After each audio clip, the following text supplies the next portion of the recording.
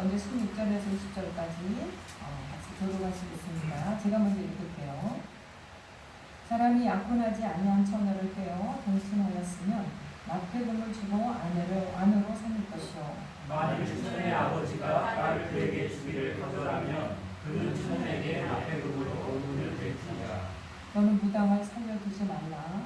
진술과 행하는 자는 반드시 죽일지니라. 같이 읽을게요. 여호와의 당신에게 제사를 드리는 자는 멸하지니라. 아멘.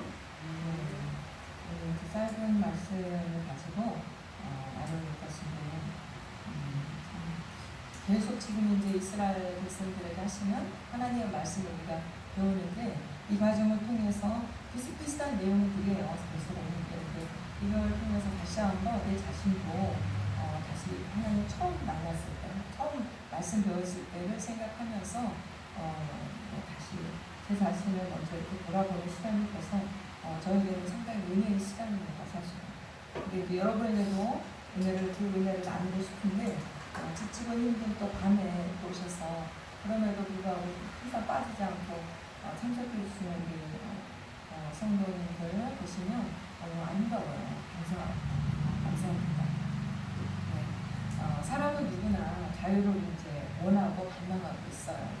그러나 역사를 이제 돌이켜보면 인간이 하나님을 떠나서 추구한 자유는 종종 어떻게 보면 더 깊은 속박을 그 사람에게 줄 때가 있어요.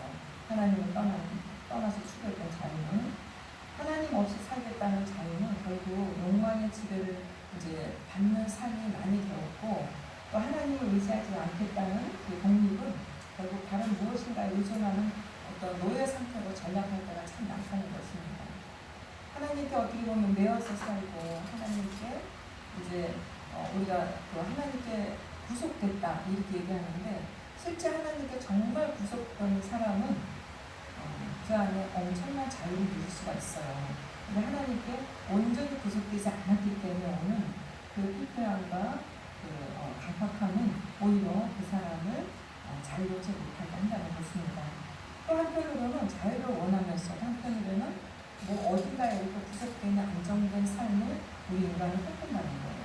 미래가 보장되기를 원하고 또 내일을 걱정하지 않아도 되는 어떤 환경, 그 어떤 고정된 환경을 우리 마음에는 바라고 있다는 것입니다. 그러나 하나님께서는 이스라엘을 애굽에서 던져내신 후에 곧바로 그들에게 모든 것이 보장된 어떤 환경으로 데려가지는 않으셨어요. 오히려 하나님을 신뢰하지 않으면 살아갈 수 없는 환경으로 인도하셨다고 볼 수가 있어요. 애굽에서 나오자마자 그 홍해를 맞닥뜨리는 환경. 아니 앞에 그 엄청난 바다가 바다가 아니고 강이라고 했나요? 넘실대는 그 물 앞에서 이스라엘 사람들이 오도가도 못하는 그런 상황을 만나게 하셨고 이 사람들이 그 바다를 건너서 오니까 거기는 물 한 방울도 없는 사막이었고 또 그곳에는 먹을 것이 없는 곳이었어요. 어떻게 하나님은 이스라엘을 애굽에서 내가 너희에게 자유를 줄 거야, 내 백성을 만들어 줄 거야. 거기에는 너희가 꿈꾸는 나라가 있어 라고 해서 따라왔더니 물도 없고 또 쓴 물을 만나지를 않나 또 그냥 정말 그 땅이 쩍쩍 갈라지는 그런 사막 한가운데를 하나님이 인도하지 않나. 그래서 이스라엘 백성들이 너무 참다 이제 그 어떤 한계에 이르니까 모세 너 이렇게 하면 이거 계약 위반이야. 우리가 이렇게 해서 왔는데 이게 뭐냐 이래가지고 뭐 한동안 여기 시내산 오기 전까지 막 이런 사건들이 있었잖아요. 그래서 이제 우리가 그 출애굽기를 보면은 처음에 그냥 홍해 건널 때까지는 대단한 위대한 정말 엑소더스 그 탈출의 이야기죠. 영화로 나오면 대단한 영화잖아요. 그 다음에 이제 삶으로 넘어가면 광야의 삶으로 넘어가면 어제가 오늘 같고 오늘이 내일 같고 그냥 별로 정말 다람쥐 쳇바퀴에 도는 삶이고 너무 몸이 건조하고 고통스러운 삶이 계속 이어진다는 것이요. 한마디로 말해서 출애굽기에서 나오는 법은 단순한 어떤 이제 삶의 이전표나 법 같은 이야기 같지만 사실은 우리가 읽어보면 그 안에 엄청난 하나님의 숨은 뜻이 있다는 걸 계속 우리가 보긴 봤어요. 보긴 봤는데 거의 비슷한 이야기죠. 하나님께서는 애굽의 노예였던 백성을 하나님 백성으로 이제 빚어가시기 위해서 이 모양 저 모양으로 여러 에피소드를 얘기하고 있습니다. 하나님 이스라엘을 곧바로 가나안 가나안으로 데려가지 않으셨고 또 광야라는 이 특수 환경 속에서 새로운 삶의 방식을 계속 얘기하고 있어요. 근데 사실 우리가 어느 지역이든 어느 나라든 가기 전에 그곳에 갔을 때 너희들 이렇게 하고 이렇게 하고 하는데 귀에 얼마나 들어오겠어요?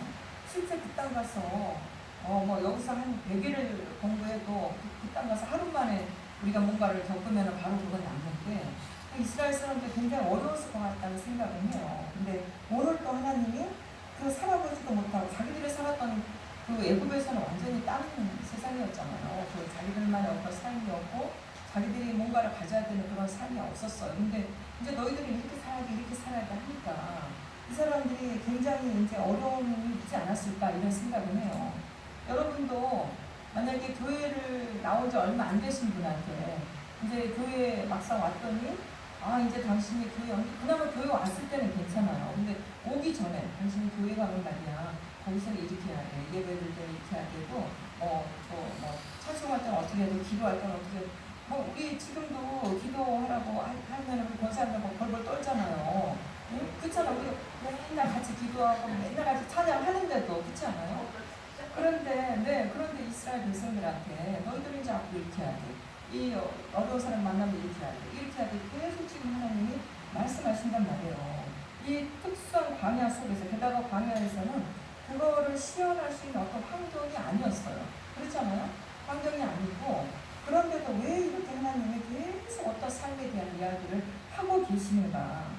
그건 당연히 이 사람들이 아직도 애굽에서 살았던 그 가치관이나 삶의 태도가 아직도 너무너무 덕지덕지 남아 있었겠죠. 그래서 하나님이 계속 얘기하시는데 제가 이제 예전에 사역을 할 때 보면은 이제 제 교구에는 어르신 다락도 있고 뭐 이렇게 젊은 사람들도 있잖아요. 근데 이제 어르신들은 우리가 그 명절, 그러니까 1년에 두 번 명절이라든가 아니면은 김장철 되면은 이제 어떤 선물을 갖고 이제 신방을 해요. 못 오시는 계속 오셨던 분인데 못 오셨거나 아니면 독고 어르신이 계시면은 신방을 하는데 거기 이제 이렇게 가끔 이렇게 신방을 따라서 교인들과 같이 이렇게 가면은 거기 이제 가면은 이제 교육자로 왔다고 하니까 어르신들이 뭐 이렇게 오시라고 막 그랬죠. 그때 제가 얘기했잖아요. 그 미스커트 투샷으로 막 이렇게 주고 이런다고. 근데 이제 그렇게 하고 잘 얘기하다가 딱 나올 때 되면은 이 어르신들이 이제 따라 나와요. 따라 나와서 인사하시려고. 잘 가시라고 방문해서 감사하다고. 명절 되면 이제 그 추석 때는 송편이랑 뭐 이런 것처럼 해갖고 이제 이렇게 박스를 만들어 주니까 그래서 박스를 갖다 드리니까 이제 그런 것도 주니까 너무 감사하다고 막 해놓고 이분이 이제 마지막에 이제 그 집 앞에서 빨리 들어가세요. 이러시면 네 가세요. 그러면서 이렇게 딱 합장을 하고 감사합니다. 뭐 이래요. 예, 마치 딱 거기다 이제 연물 하나 딱 하면 딱 어울리게. 그러니까 이제 이분들이 신앙생활을 하시긴 하시는데 정말 이제 신앙생활을 위해서 오신 분도 있지만 독고 어르신이니까 교회가 이제 어느 정도 사이즈가 있으면 목요일날 그 노인대학 같은 거 이런 걸 한단 말이에요. 그러면 이 어르신들이 목요일은 이 교회에서 하고 수요일은 저쪽 교회에서 하고는 막 이분들이 이제 때로 이제 돌아다녀요. 그래갖고 총평회를 해요. 목요일날 저기 교회를 가면 그때는 제육볶음에 뭐가 나와. 화요일은 어디 교회 가야지 맛있어. 이분들이 이제 막 이래가지고 돌아다니는 분들이 계세요. 그러니까 이분들은 아직 이제 교회는 와서 교회에서 막 찬송가도 배우고 그 노인대학 때 막 그 성경도 얘기하면 아멘 하면서도 저를 보면은 감사합니다. 그래서 그걸 보면은 내가 이렇게 손을 딱 잡으면서 어르신 저한테는 이렇게 디비면 안 되고 이렇게만 하세요. 그러면 네 감사합니다. 그래서 이렇다는 거예요. 이스라엘 사람들 애굽에서 막 나와가지고 하나님의 모세가 너희들이 이렇게 해야 돼 라고 하는데 여전히 그들 안에는 하나님을 향해서 빌 때 이렇게 빈단 말이에요. 이분들 마음속에. 그래서 하나님이 계속 얘기하시는 거예요. 오늘 본문인 출애굽 22장 16절에서 20절은 어떻게 보면 얼핏 보면은 이제 여러 가지 규례들이 쫙 나오는데 뭐 같이 공통점은 없는 것 같이 보여요. 그러나 하나님의 이제 이 규례들을 통해서 하나의 메시지를 오늘 하나님 말씀하세요. 하나님께서 이렇게 얘기하십니다. 오늘도 여전히 너희들은 내가 세우려고 하는 질서를 너희들이 이제는 알고 깨닫고 그걸 그거를 습진해야 된다 이 얘기를 하십니다. 왜냐하면 하나님은 어떤 분이세요? 우리 인생의 모든 걸 계획하고 계시단 말이에요. 우리가 내년에 무엇을 할까 하나님 다 알고 있어요. 우리만 모르죠. 우리는. 그래서 하나님은 지금 애가타시는 거예요. 왜 애가타겠어요? 이스라엘이 곧 어디로 가야 됩니까? 이 광야를 지나서 가나안 땅에 들어가야 돼요. 그 가나안 땅이 어떤 곳입니까? 대단한 가나안 땅이잖아요. 우리는 흔히 가나안을 젖과 꿀이 흐르는 풍요로운 땅이라고 생각하고 있고 많이 이렇게 들었어요. 그런데 실제 가나안 땅이 풍요로운 땅입니까? 아니에요. 가나안은 기근이 자주 찾아오는 땅이에요. 쩍쩍 갈라지는 그런 땅이었어요. 아브라함도 갈 바를 모르고 하나님의 그 음성을 한 듣고 그 믿음으로 왔는데 오자마자 뭐가 있었어요? 기근이 있었어요. 오자마자 하나님 믿고 갔는데 하나님 의지해서 나 여기 이 교회 하나님이 가라고 하니까 막 기도해 보니까 하나님 마음을 뜨겁게 하고 내 마음에 막 어떤 기대를 주니까 이 교회에 가라고 왔더니 사역자 오자마자 거기 교회 독사 같은 부목사님이 딱 있어가지고 그냥 사사건건이 혼을 내고 사사건건이 나보다 나이도 어린데 제가 느끼시나 그랬잖아요. 저보다 뭐 합신해서 몇 기수 선배라고 막 그러면서 그냥 사사건건이 내가 오직했으면 그 사람이 그 독사 목사라고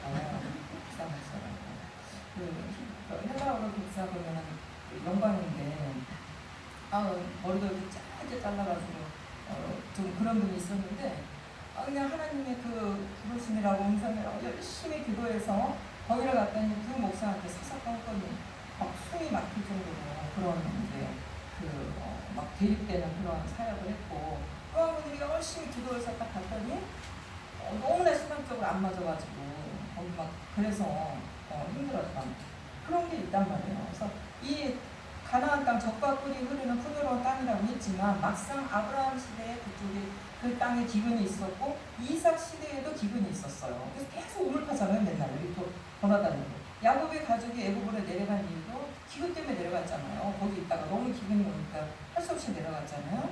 반면에 애굽은 어떤 땅입니까? 애굽은 나일강이 있었어요. 비가 오지 않아도 이 나일강이 어느 때가 되고 막 범람해가지고 그 옆에 막 강물이 범람하면 개구리들이 막 개굴개굴 하니까 이 풍요로운 그 땅이다 이러면서 그 농사를 지을 수 있는 그런 땅이었단 말이에요. 어느 정도 인간이 통제할 수 있는 그런 땅이었어요. 항상 그 물이 범람해 있으니까.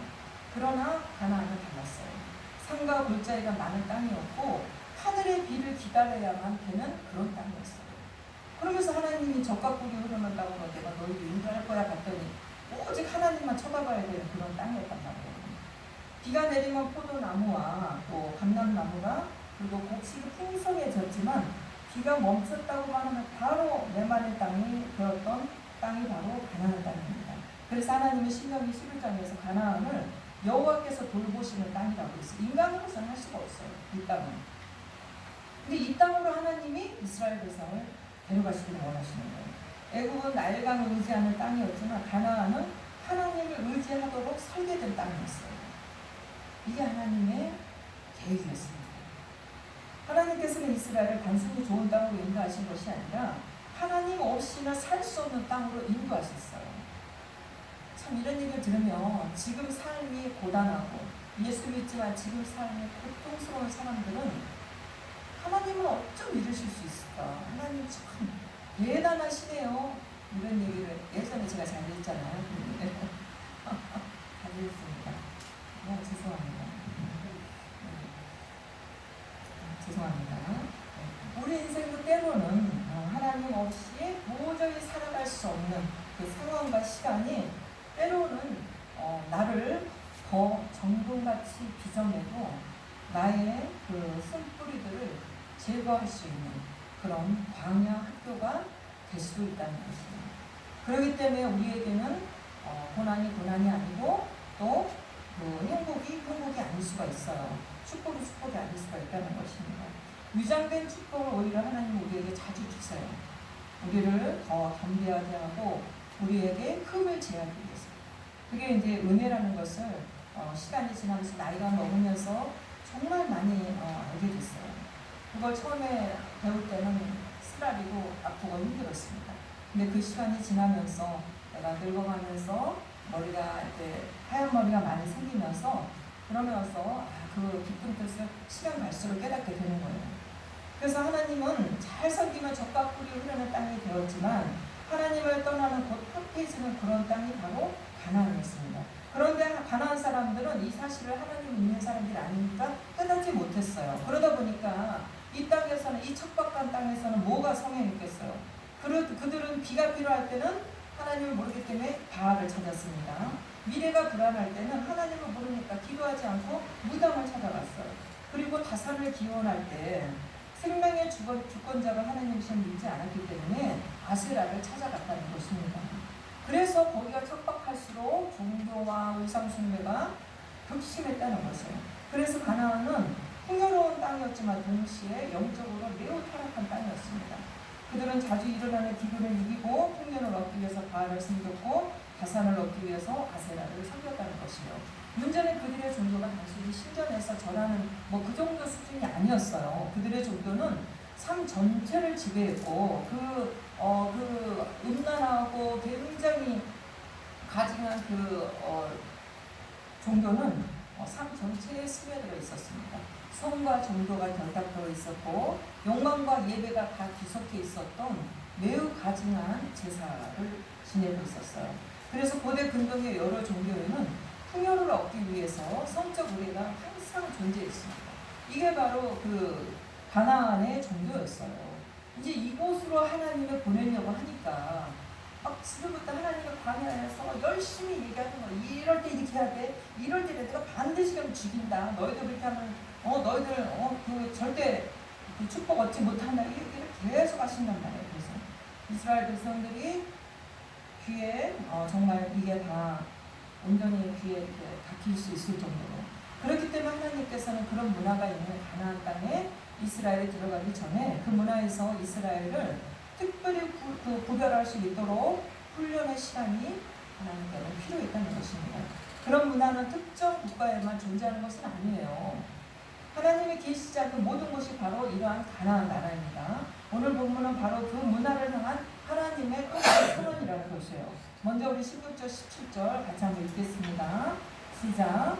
사람이 남자지 아니한 처녀를 꿰어 동침하였으며 나페국을 주고 아내로 삼을 것이요 만일 처녀의 아버지가 딸을 그에게 주기를 거절하면 그는 처녀에게 나페국으로 돈을 내지지라. 이 나페금이란 건 신부의 값이에요. 신부값. 그 지창금과는 조금 다르겠죠. 지창금과는. 오늘날 사람들은 이 본문에서 왜 꼭 반드시 결혼을 해야 되는 거예요. 사랑할 수 있다가 헤어질 수 있는 거죠. 라고 오늘날 너무 어그러진 세상이라서 그러는 거예요. 말이 안 되는 거예요. 그렇지 않아요? 옛날에는 그러지 않았는데 요즘은 아무것도 아니에요. 그게 그냥 그렇습니다. 그런 의문을 가질 수가 있는데 그러나 당시는 오늘날과 같은 복지 제도도 없었고 여성의 경제적 독립이 매우 제한적이라고 했잖아요. 그렇기 때문에 결혼은 단순한 개인의 감정 문제가 아니고 한 여인의 삶과 가문 전체의 미래가 걸린 그런 문제였어요. 잘못하면 이 여인도 목숨을 잃지만 그 가장도 불명예스럽게 했다고 그 집안의 같은 가문의 어른들한테 죽임을 당할 수가 있었다는 것입니다. 남자가 책임을 질 관계를 맺고 떠나버리면 가장 큰 피해는 그 여성과 그 가정이었어요. 그래서 하나님은 반드시 책임을 지게 하셨다는 것입니다. 신부 값을 지불하라는 명령은 여성을 사고 파는 그런 제도가 아니라 그 여성의 그 인생에 책임을 요구하는 그런 제도였다는 것이에요. 심지어 아버지가 그 결혼을 거절하더라도 그 남자는 신부값을 지불해야 했어요. 하나님의 욕망보다 책임을 먼저 말씀하셨습니다. 왜 그렇겠어요? 하나님께서는 남성의 욕망보다 여성의 보호를, 연약한 여성을 보호하고자 하는 게 더 하나님께 중요했다는 것이에요. 당시 고대 근동의 이제 다른 법전들을 비교해 보면 이거는 매우 차이가 있어요. 주변 국가들의 법은 대개 가문의 재산권에 집중해서 사람의 생명 이런 거를 중요시하지 않았어요. 그런데 성경은 피해를 입은 사람의 보호와 회복에 더 큰 비중을 두고 관심을 갖고 계시나요? 우리 하나님은 그런 분이세요. 하나님은 관계를 가볍게 여기지 않으십니다. 하나님의 나라의 백성은 자신의 욕망대로 사는 사람이 아니라 하나님께서 세우신 질서를 따라 사는 사람이 바로 하나님의 백성이기 때문이에요. 오늘날 문화는 책임 없는 관계를 미화해요. 이거 아름다운 낭만이니 어쩌고 저쩌고. 감정은 강조하지만 헌신은 부담스러워합니다. 그러나 성경은 언제나 관계보다 언약을 먼저 말씀하고 계세요. 하나님께서 아담과 하와를 창조하실 때도 단순히 남자와 여자를 만드신 것이 아니라 언약 공동체를 세우기 원하셨어요. 창세기 2장에서 둘이 한 몸을 이룰지로다 라는 말씀은 단순한 육체적 결합이 아니라 책임과 헌신의 결합을 의미하는 것입니다. 죄는 언제나 하나님께서 세우신 질서를 무너뜨립니다. 반면 은혜는 무너진 질서를 회복하는 것이에요. 18절에서 무당에 대한 이제 비례가 나옵니다. 자, 우리 18절 한번 읽을까요? 시작. 너는 무당을 살려두지 말라. 네, 이런 얘기를 하면 사람들이 이렇게 하나님의 그 법은 굉장히 이렇게 뭐 사람 죽이는 걸 너무 반드시 죽여야 돼, 반드시 어떻게 얘기하는데 그렇게 이제 우리가 성경을 잘 몰라서 그렇게 하는 겁니다. 왜냐하면 고대 사회에서 무당은 단순한 전쟁이 아니었어요. 그 이상이었어요. 사람들은 미래를 알고 싶어 했고 재앙을 피하고 싶어 했으며 삶을 통제하고 싶어 했습니다. 가나안 사람들도 마찬가지였겠죠. 왜냐하면 척박한 나라일수록 자 우리 수원에서도 제가 이제 수원에 막 이사 와서 수원에 이제 이렇게 돌아다니면서 막 수원을 좀 주말마다 이렇게 좀 이렇게 제가 수원에 여기 교회에 부임했을 때 그때 이제 수원에 이사 왔어요. 여기 학교를 다닐 때는 안산에서 초등학교거든요. 근데 이제 와서 보니까 여기 해운대 이런 데라든가 갈 데가 되게 많은 거예요. 재래시장도 많고. 그래서 이제 시간이 날 때마다 가끔 이제 남편하고 이렇게 산책을 갔어요. 근데 어느 동네를 갔더니 거기는 이렇게 그 표시가 뭔가요? 나치의 표시 같은 거. 그게 막 잔뜩 있는 거예요. 네. 근데 참 이거는 이제 꼭 그렇다는 건 아닌데 어려운 동네 가면 점집이 굉장히 많아요. 어려운 동네 가면. 이제 그 부유한 그 도시나 이런 데 가면 별로 없어요. 근데 어려운 곳일수록 그게 굉장히 많아요. 왜냐하면 어려운 곳일수록 내 삶의 미래에 대해서 힘들고 어렵고 두려움이 있고 걱정과 염려가 많기 때문에 그런 거 아닐까. 그렇다는 건 아니에요. 그렇다는 건 아닌데 그렇다는 것이에요. 그래서 고대 사회 이 척박한 가나안에서도 그런 게 많았다는 것입니다.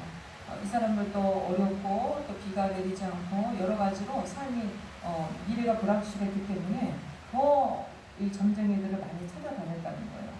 또 한편으로 고대 사회에서 그러다 보니까 미래를 안다는 것은 곧 권력을 가진다는 의미가 있었어요. 비가 오지 않으면 바알 제사장들에게 갔고 그들이 뭔가를 막 이렇게 얘기를 하면서 권력과 여러 가지들을 이렇게 이제 착복했겠죠. 미래가 불안하면 점순가를 지금도 그래요. 그래서 10년이 되면은 어떻게 합니까? 10년이 되면 뭐라 그러죠? 저는 잘 모르겠는데 뭘 본다고 하잖아요. 예, 그거를 막 보고 왜냐면 올 한 해 내가 어떻게 잘 살 수 있을까? 이런 거를 한단 말이에요. 젊은 사람들이 오히려 그 재미로 하는 것도 있어요. 옳지 않죠. 옳지 않습니다. 그래서 이렇게 했고 심지어 어떻게 했습니까? 왕들도 전쟁 전에 점을 쳤고 상인들은 거래 전에 기름을 물었으며 농부들은 수확을 위해서 주수를 의지했습니다. 우리 안 믿는 사람들은 가게를 오픈하면 뭘 합니까? 이렇게 해피한 돼지, 행복한 돼지 있잖아요. 웃고 있는 돼지.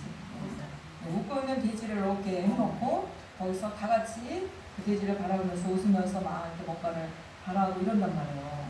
그게 바로 지금도 우리 삶의 이 문화 가운데 아무렇지 않게 있는 것입니다. 우상숭배가. 그러나 하나님은 이스라엘에게 다른 길을 가르치셨어요. 광야에서 만나를 주시면서도 하루치만 거두게 하셨던 이유가 뭐가 있겠어요? 그것은 내일의 양식은 오직 하나님께만 묻고 하나님을 의지해서 하나님의 공급하심을 받으라는 거예요. 왜 그렇게 하셨겠어요? 바로 이 이스라엘 백성들의 가나안 땅에 가면 온갖 모든 것이 다 주술에 섞여 있잖아요. 우리나라도 그렇습니다. 우리나라도 이사할 때 여러분 안 믿는 사람은 어떻게 해요? 손 없는 데서 찾아가지고 이사하고 그것도 뭐 동쪽이냐 북쪽이냐 이걸 막 따지고 그렇죠. 그리고 또 이사 가서도 제가 어렸을 때 보니까 우리 사람들 제가 정확히는 모르겠는데 가면은 팥죽을 끓여가지고 이렇게 막 뿌리는 그런 게 있었어요. 저희 아랫집에 사람이 이사 왔는데 피가 묻어 있는 거예요. 그래서 왜 어려웠습니다. 저는 핀 줄 알거든요. 피가 아니라 저게 어디 죽을 뿌렸나 보고만 이러더라고요. 그래서 아마 그런 것도 다 있었고 지금도 그렇습니다. 그래서 저는 이사할 때 그 이사 좀 거기다가 이제 전화드리면 저는 손 있는 날 낮게 항상 얘기해요. 그래요? 손 있는 날이요? 네. 이렇게 날짜를 얘기하면은 그날은 손 없는 날이라 뭐 그럼 저 손 있는 날 갈게 막 제가 그래요. 저 예수 믿는 사람입니다. 그런 거 상관없어요. 막 이러고. 그럼 30만 원 저렴합니다. 네, 저렴해요. 여러분 손 있는 날 가도록 노력하세요. 네, 그래서 바로 그렇게 했다는 것입니다. 그것은 날마다 만나를 거두게 했던 것은 하나님을 신뢰하는 법을 가르치기 위해서 그랬던 거예요. 가나안 땅에 가면 온갖 것을 다 주술로 하는데 거기에서 너희는 나를 신뢰해야 된다. 나를 신뢰해서 나에게 묻고 나에게 공급함을 받도록 너희들이 나를 찾아야 된다. 무당을 찾는 마음의 뿌리는 사실은 결국 그 신앙이에요. 하나님을 믿지 않으니까 내가 뭔가를 내가 물어보는 것에 대해서 이렇게 달콤한 얘기하는 것을 듣고 싶은 거예요. 하나님께 미래를 맡기지 못하고 불안할 때 예수 믿는 사람들 중에서도 이렇게 가끔 이런 것들을 사주나 이런 거 보고 갑니다. 예수 믿는 사람 중에서도 부각을 봅니다. 결혼 자녀들이 할 때 그게 굉장히 잘못된 거예요. 그러나 믿음은 미래를 다 아는 것이 아니에요. 우리가 착각하는 거예요. 미래를 아시는 하나님을 신뢰하는 것이지 미래를 아는 것이 아닙니다. 하나님께 맡기는 거예요. 하나님께. 그리고 하나님께로부터 맡겨서 오는 만약에 우리가 인간적으로 생각할 때 이게 고통이 있다면 그거는 유장된 축복이에요. 여러분들이 그런 믿음을 가지시길 바랍니다. 자, 우리 19절은 더 충격적이에요. 19절 한번 같이 읽겠습니다. 시작. 반드시 죽일지니라. 네. 이때도 이제 그런 짐승과의 음행에 대한 규례를 하나님이 말씀하실 정도에 있다는 것은 그때 문화가 이렇다는 것이에요. 현대인들에게는 이해하기 어려운 본문입니다. 그러나 가나안 종교의 극심한 타락을 이해하면 그 이유를 알 수가 있다는 것이에요. 죄는 결코 현재 상태에 머무르지 않아요. 죄는 성장하는 것입니다. 하나님의 경계를 넘어선 죄는 더 깊은 죄를 향해 나아가는 것이에요. 창세기 6장에서 나오는 세상도 그랬고 소돔과 고모라도 그랬다는 것을 우리는 알 수가 있습니다.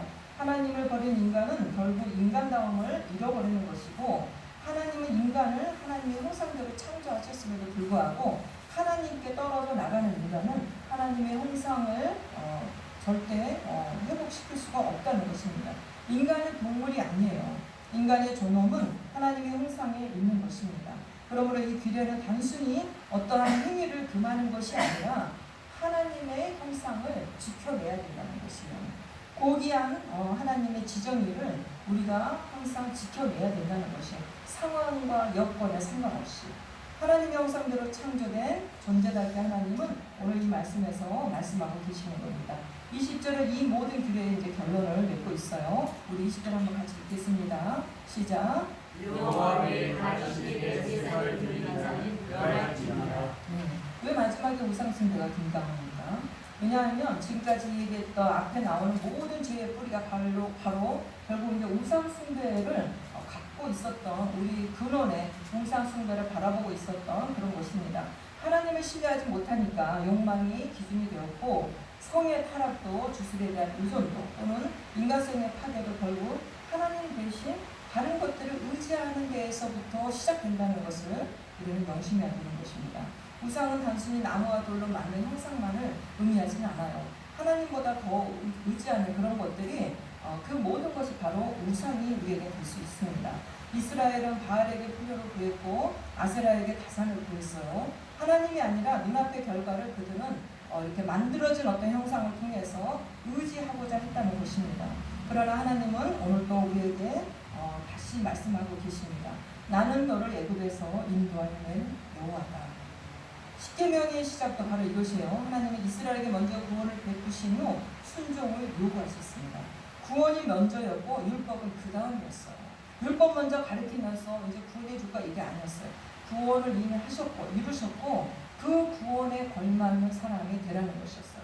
그러므로 오늘 본문 역시 구원받기 위한 조건이 아니라 구원받은 백성이 이미 살아가야 되는 방식이라는 것이에요. 우리 모두는 구원받았다고 우리가 스스로 하나님께 얘기도 하고 우리도 그렇게 믿고 있잖아요. 그런데 구원받았다고 하는 우리가 구원받은 사람으로서 살아가지 못한다면 우리가 온전히 구원을 이루지 못한다. 그러니까 구원을 받았는데 그 구원을 삶으로 우리는 이루어서 가야 된다는 거죠. 그게 바로 성화의 삶이에요. 우리가 이 땅을 떠날 때까지 우리는 끊임없는 성화의 삶을 우리가 반복해서 해야 된다는 것입니다.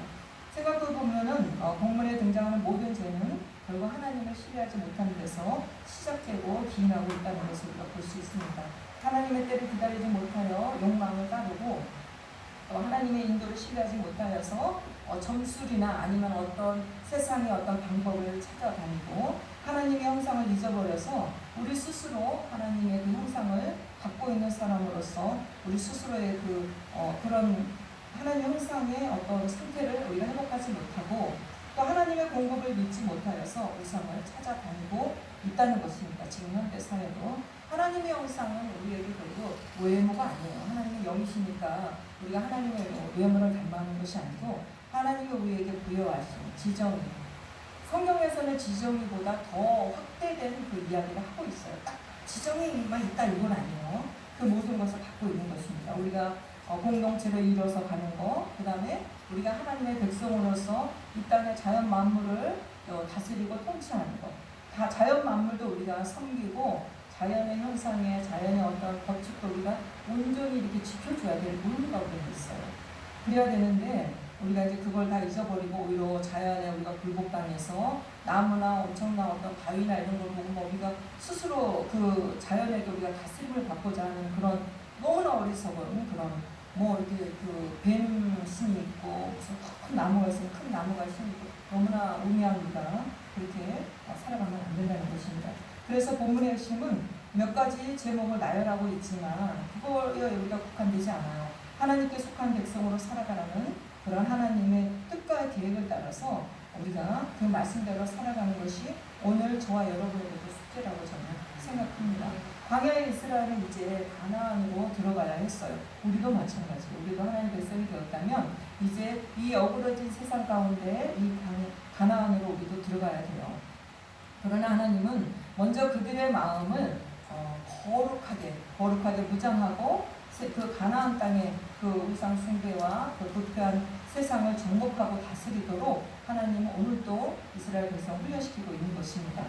우리도 마찬가지예요. 교회 다닌다고 해서 자동으로 하나님 나라의 가치관을 갖게 되는 것은 아닙니다. 열심히 힘써서 지켜야 돼요. 하나님께서는 말씀을 통해 우리의 생각을 새롭게 하시고 또 삶을 새롭게 하십니다. 그리고 그 변화의 중심에는 언제나 하나님 자신이 계신다는 것을 여러분이 기억하셔야 돼요. 결국 출애굽기 22장 16절에서 20절은 오늘도 하나님이 지난주와 똑같이 너희는 세상에 속한 사람이 아니라 내게 속한 사람이다.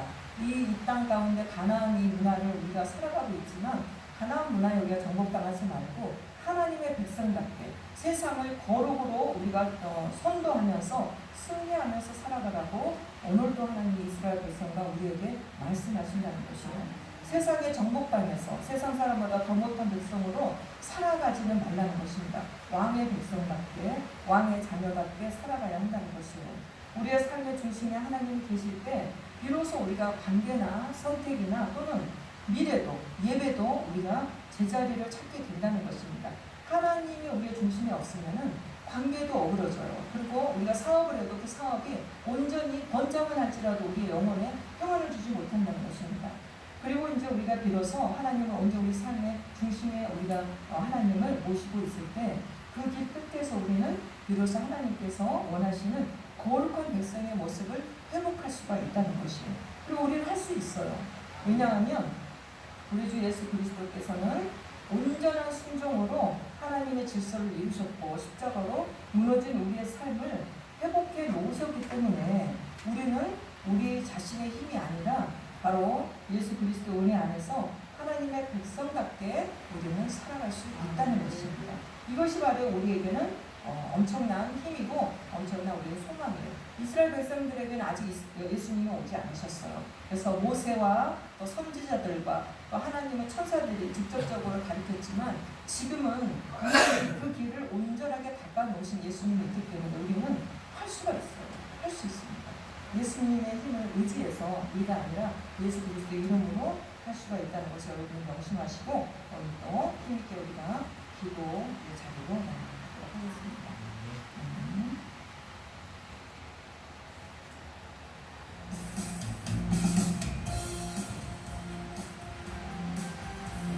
네, 먼저 우리가 오늘 다시 한번 하나님이 우리에게 주신 그 약속과 하나님이 가나안 땅에